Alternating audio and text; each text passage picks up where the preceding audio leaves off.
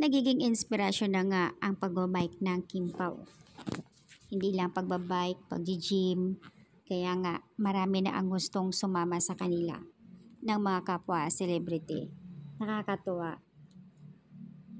Yung post ni Paulo kanina sa Instagram, sa Facebook, kung saan ay nagbigay komento ang mga kapwa celebrity na ayon sa kanilang gusto na nga nilang sumama. Parang nainganyo baga sila.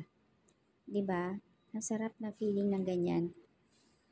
Ayan, magbabike na din si number 1 bigay reaction, comment si Aga Molak sa IG post ni Paolo Abilino.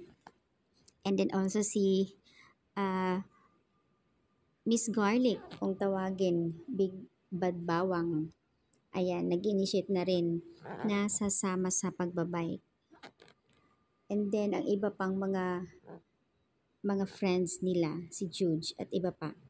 'Di ba? Nakakatuwa dito si Garlic, ni Miss Garlic, yung mismong nag-initiate ng kasal nila sa WWSK, kung saan ay kinilig at may alam sa Kim Pao.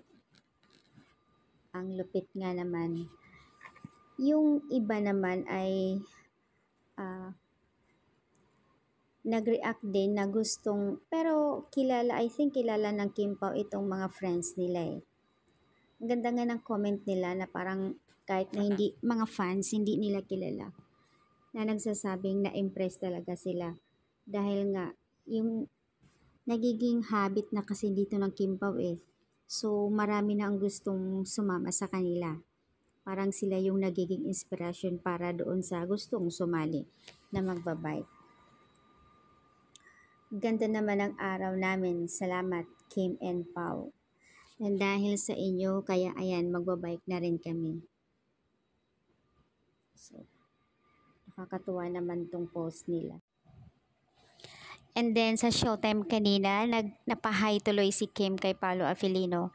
Kasi nga itong si Ogie Alcacid and Vong Navarro, as in kung makapang-asar talaga kay Kim. Pero in fair naman kay Kim kahit na anong pang-asar nila, syempre natutuwa din yung isa, kinikilig din si Kim Chiu.